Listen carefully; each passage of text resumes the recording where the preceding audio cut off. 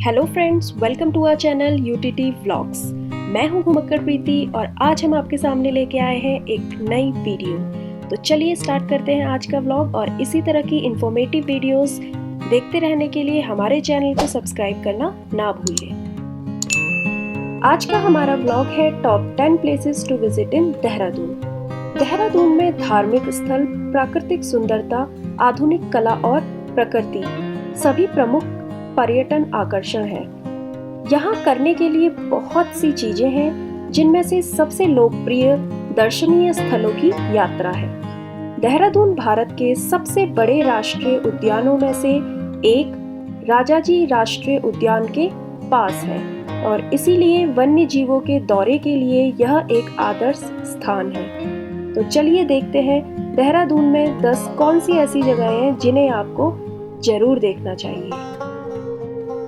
तो सबसे पहले है सहस्त्रधारा। ये देहरादून से लगभग 18 किलोमीटर दूर गुफाओं और झरनों के साथ एक छोटा पर्यटक आकर्षण पूरे भारत के यात्रियों के लिए एक केंद्र है।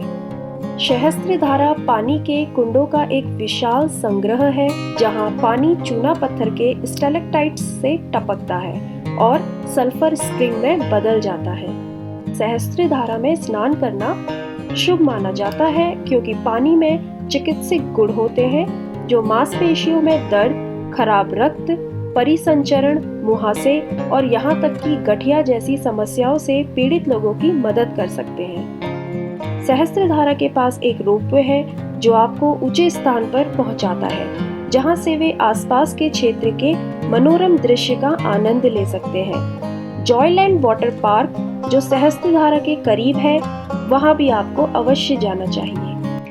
दूसरा है रॉबर्ट्स केव। रॉबर्ट्स केव, जिसे कि गुच्चू पानी भी कहा जाता है, एक प्राकृतिक गुफा है जो देहरादून में दर्शनीय स्थलों में सबसे ज्यादा फेमस है। ब्रिटिश प्रशासन के दौरान अपराधियों द्वारा इस गुफा में छुपने के कारण इसका नाम रॉबर्ट्स केव पड़ गया। इस सुविधाजनक स्थान से गुफाओं में पानी के रूप में बहते देखे जा सकते हैं। रॉबर्ट्स की गुफा एक किले जैसी संरचना है और एक जलप्रपात द्वारा 2 हिस्सों में विभाजित है। ये जगह टूरिस्ट के बीच में बहुत ही ज्यादा फेमस है और इसे उत्तराखंड का एक प्रसिद्ध पर्यटन स्थल माना जाता है, जहाँ पे आप अपने परिवार के साथ पिकनिक मनाने आ सकते हैं। तीसरा है तपकेश्वर महादेव टेम्पल। देहरादून में सबसे प्रमुख आध्यात्मिक पर्यटन स्थलों में से एक तपकेश्वर महादेव मंदिर भगवान शिव को श्रद्धांजलि देने वाले लोगों से हमेशा भरा हुआ रहता है। तपकेश्वर मंदिर गुफा में सबसे पुराने शिवलिंगों में से एक होने के लिए जाना जाता है, जो देहरादून के पास मौसमी आसन नदी के तट पर स्थित है। मंदिर का नाम गुफा की छत से टपकने वाले पानी के नाम पर रखा गया है। गुफा को अपना पानी उस नदी से मिलता है जिसके पास वह बैठती है, जो अंत में शिवलिंग में बहती है। यह पानी धीरे धीरे नीचे डूबता है, केवल मंदिरों से थोड़ी दूर पर एक धारा के रूप में पुनः प्रकट होता है। यह एक पवित्र स्नानागार भी है, जहां उपासक स्नान कर सकते हैं। मंदिर का उल्लेख संस्कृत महाकाव्य महाभारत में मिलता है, जो प्राचीन भारत में लिखा गया था। किंवदंती के अनुसार पांडव और कौरवों के शिक्षक गुरु द्रोणाचार्य लंबे समय तक गुफाओं में रहे और उन्होंने तीरंदाजी जैसे सैन्य कार्यों में ज्ञान और दक्षता इकट्ठा करने के लिए यहाँ ध्यान लगाया। इसके अलावा द्रोण गुफा में गुरु द्रोणाचार्य और उनकी पत्नी कृपि, वहीं उन्हें 2 बच्चों का आशीर्वाद भी मिला। अश्वत्थामा के लिए भगवान शिव की क्षमताओं के कारण गुफा से दूध बहने लगा, जिसकी उन्हें आवश्यकता भी थी। गुरु द्रोणाचार्य के नाम पर बनी द्रोण गुफा मंदिरों के बीच एक गुफा है। शिवरात्रि के दौरान लगने वाला तपकेश्वर मेला मंदिर को जीवंत कर देता है। इस दौरान भोग प्रसाद, भांग पकौड़े और भांग लेना ना भूलें। माइंड रोलिंग मोनेस्ट्री निंगमा स्कूल के 6 मठों में से एक है, जिसकी स्थापना 1965 में खोचेन रिनपोछे ने की थी। क्लेमेंट टाउन से 10 किलोमीटर की दूरी पर स्थित माइंड रोलिंग मोनेस्ट्री पास के शहर पर एक शानदार दृश्य प्रस्तुत करती है। मठ की स्थापना भारत के माइंडरोलिंग मठ को पुनर्जीवित करने के लिए की गई थी।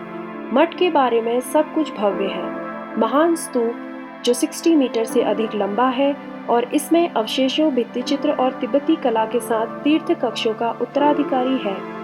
दुनिया के सबसे ऊंचे स्तूपों में से इसे एक माना जाता है।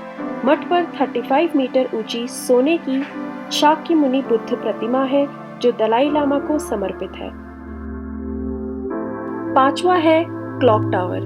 क्लॉक टावर, जिसे आमतौर पर घंटाघर के नाम से जाना जाता है, देहरादून की एक प्रतिष्ठित इमारत है। देहरादून के केंद्र में स्थित घंटाघर टूरिस्टों में बहुत फेमस है। क्लॉक टावर को करीब से देखें और इसकी सतह पर सोने की पट्टिका में स्वतंत्रता सेनानियों के नाम देखे जा सकते हैं। सिक्स्थ है डाट काली टेम्पल। डाट काली टेम्पल, जिसकी स्थापना 13 जून 1804 को हुई थी, देहरादून आने वाले पर्यटकों के लिए एक लोकप्रिय जगह है। स्थानीय लोगों के अनुसार तीर्थ का निर्माण देहरादून सहारनपुर मार्ग के निर्माण के दौरान किया गया था।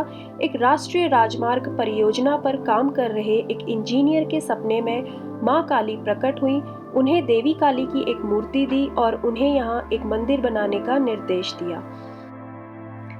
सातवां है श्री गुरु राम राय दरबार साहिब गुरुद्वारा। देहरादून के आध्यात्मिक दौरे पर आए पर्यटकों को गुरु राम राय गुरुद्वारे का दौरा करना चाहिए। गुरु राम राय गुरुद्वारा देहरादून का सबसे पुराना सिख तीर्थ स्थान है, जिसे 17वीं शताब्दी में बनाया गया था।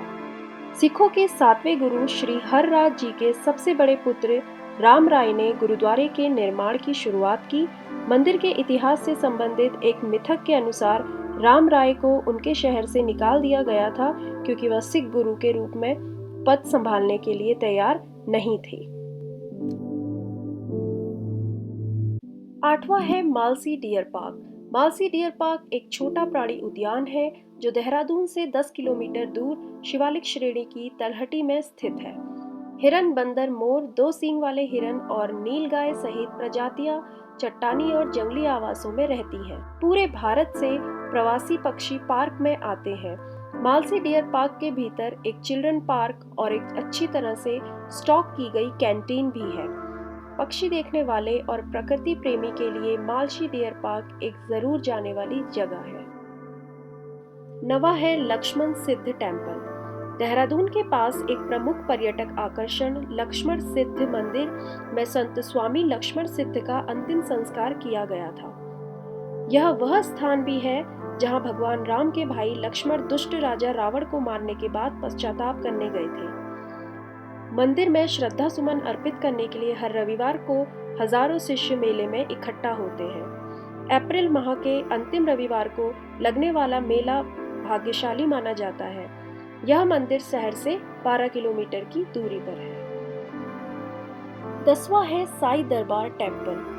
साईं दरबार मंदिर राजपुर रोड साईं बाबा के अनुयायियों के लिए एक आध्यात्मिक आश्रय स्थल है।